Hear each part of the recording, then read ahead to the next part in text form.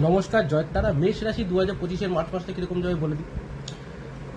মেষ রাশির কিন্তু এই মাসেরই 29 তারিখ থেকে শনির 7.5 শুরু হচ্ছে। ব্যবসায় তার প্রভাব শুরু করে দেবে দেখা, যেরকম লাভ কম হবে, হঠাৎ করে যদি টাকা থাকে সেই টাকাগুলো আটকে যাবে, পাওয়া যাবে না।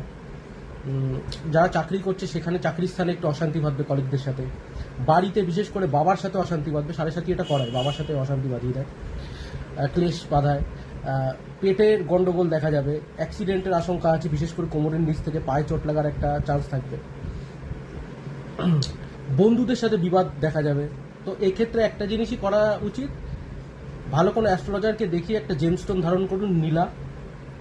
অবশ্যই 7.5 পিরিয়ডে লাগবে আপনার। আর না হলে মাথা ঠান্ডা রাখবেন, ভোলে বাবার মন্দিরে গিয়ে পুজো করুন।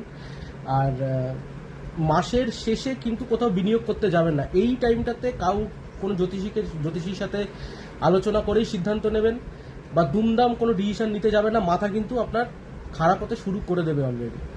তো সব কিছু একটু বুঝে শুনে নেবেন, আর নিজের কুণ্ডলি চেক করানোর জন্য উপর দেওয়ার নাম্বারে যোগাযোগ করুন। ধন্যবাদ।